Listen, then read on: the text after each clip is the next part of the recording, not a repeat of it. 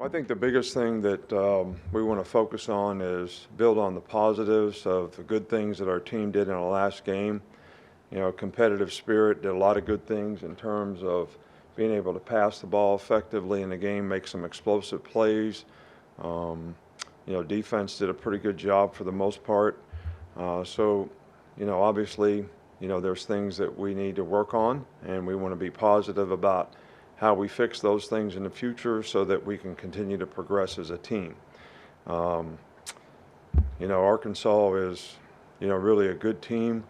They've had some really tough games, some really close losses, but they've scored a lot of points. You know, KJ Jefferson is a really good, um, big-time quarterback, big guy, hard to sack, can run, very talented arm. You know, Sam does a great job with these guys in terms of their ability to run the ball, whether it's quarterback runs or whatever. They played very aggressively and very well on defense. They've got good specialists, really good kicker. Um, you know, got a good running back. I mean, this is a good team, and I don't think we should be looking at their record and making any kind of judgments on, you know, what they're capable of, because they're capable of scoring points and they're capable of playing really good defense, and they're a very well coached team. Start here with Charlie. Hey, Coach, just what have you seen from the growth of your defense and its ability to not only adjust but kind of respond at halftime? Yeah, well, you know, the defensive players have played hard. They've been a really, you know, solid group from an attitude standpoint, and you know, they practice well. They try to prepare well, um, and you know, they've played well together and done a good job of minimizing mental errors. We didn't have a lot of mental errors in the last game. I mean, Terrion got kind of thrown into a bad spot with minimal reps when Malachi went down. So, but other than that, you know, the guys have been really doing a good job of preparing and minimizing mistakes, and hopefully we'll be able to continue to do that. Stay up here with Nick Kelly. Yeah, halfway through the season, how would you evaluate the job that Tommy Rees and Kevin Steele have done as coordinators? You know, I'm not going to publicly comment. You know, we're happy with the coaches that we have, and we're always trying to get better. We're all working hard together to try to get better, trying to figure out, you know, what's the best solution to help our team grow and develop, whether it's, you know, style of play, doing more things that they're capable of doing, um, you know, trying to minimize the negative plays. And, you know, I'm pleased with, you know, the effort that everyone is giving and trying to give input to fix those things. Everybody's responsible for a better way. So if we have deficiencies as a team, you know, that's kind of on me. Go to Katie on the left. At the halfway point of the season, you have as many interceptions as you did all of last year. Just what do you think has led to the increase in interceptions so far on defense? You know, I think we've done a good job of pressuring the quarterback. I think the pass rush has been good even when we only have 4 guys rushing. And I think, you know, that has affected the quarterback to some degree. I do think that, you know, our guys all have good ball skills and they all play the ball well in the air, and I think we play the ball with more confidence. So that's, you know, something that we, you know, really like to see in all the defensive backs that we have. And, you know, hopefully we'll be able to continue to get turnovers, because that's going to be, you know, huge for us in terms of being successful in the future, is having a successful turnover margin. The middle with Matt. With the new offensive coordinator at Arkansas, how does their offense look different this year? Not a whole lot. You know, they have a really good system, a really good scheme. I think they do a great job of utilizing the players that they have. You know, the quarterback runs are always, you know, something that's adds another layer of focus that you have to be concerned about on defense, which they're really, really good at. They have great play action passes. They can throw the ball down the field and make explosive plays. There's not a whole lot of difference between, you know, what they've done in the past and what they're doing now. I mean, some little things, but they've been very productive on offense. So we're going to have to play really, really well. On the right with Aaron. To the untrained eye, Deontay Lawson looks like he's playing at a really high level. I guess from a coaching perspective, how would you describe his play this season? Oh, he's played really, really well. We really miss him when he's not out there, when he missed the game.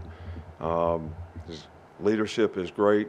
He, I think, helps everybody else play better with his communication, signal calling, and his performance has been very good. He's a very conscientious guy that is a good athlete and has the ability to make plays, but he's put himself in the right place to do it because he's so conscientious as a player. Go to Chase on the left. Was the difficulty to run the ball Saturday more about Alabama's own execution, or was Texas A&M making a commitment to stop it?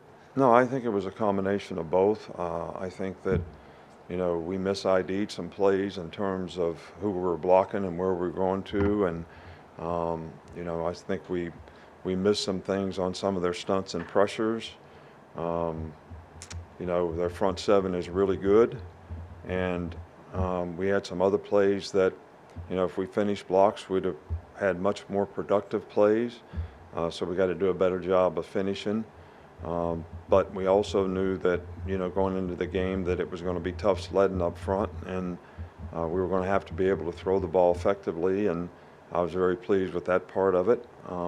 Still got to work on protections, but on how we protect the quarterback. We'll go to Black Rodak. You didn't have one? Okay. Cody, right there, right next to him. Was curious how you thought Jaden Roberts play and what that means for the offensive line moving forward.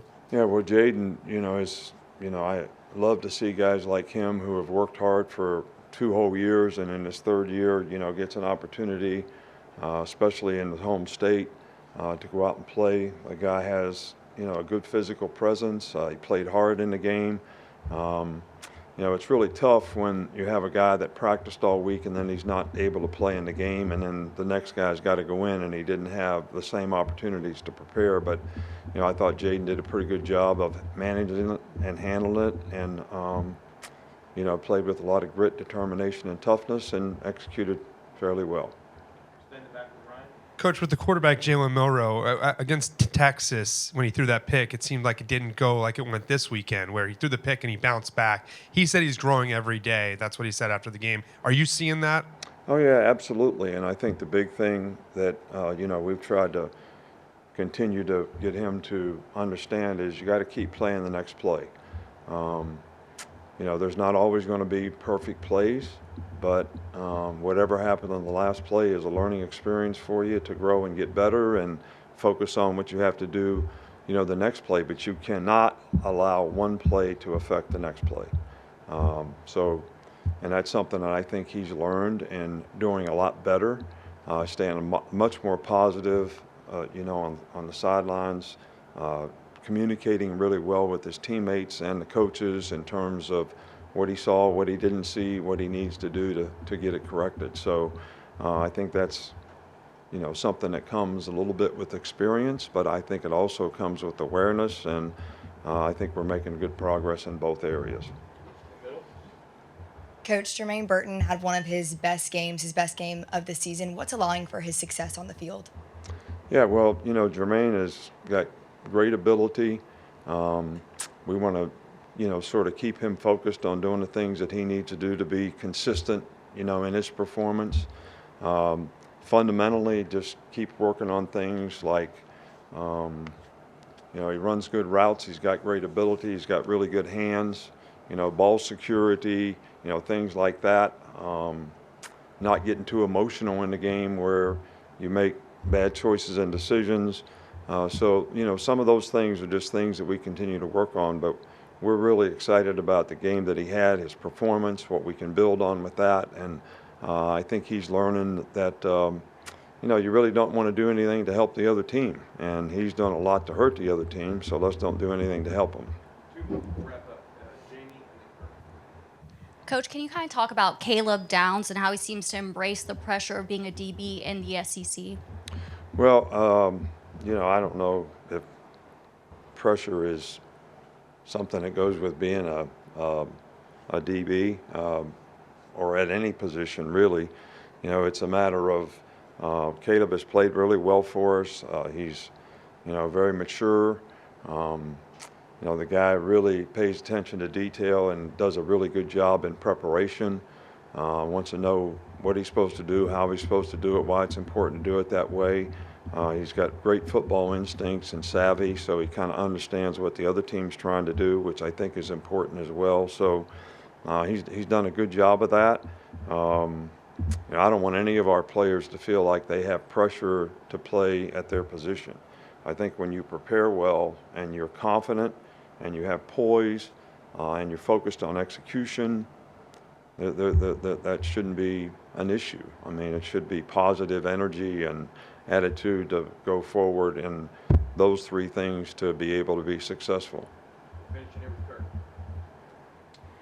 You mentioned being positive in correcting mistakes, and I wonder about penalties, if there's a positive way to correct penalties. Well, we had 9 pre-snap penalties in the game, and I think a lot of those were created by, you know, the fact that we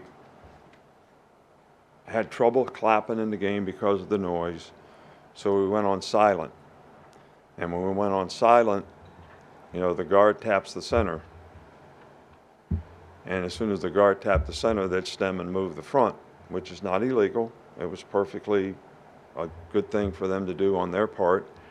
And we had numerous times where guys flinched, you know, because when you go on silent, there is no snap count. One of the advantages of playing offense is you know what the snap count is. So you know when you can get off the ball. Well, when it's so noisy, you have to go on silent, you lose that advantage. And if we're going to do that in the future, we obviously need to practice it more so our players don't get spooked by moving defense because everybody's got to, you know, sort of go on the ball. So we had 14 penalties in the game. You know, 9 of them were pre-snap false start penalties. So are they correctable? Absolutely. How much was created by the atmosphere and environment? And our choice to try to go on silent, you know, that became a little bit of a problem for us in the game. So, all right, thank you.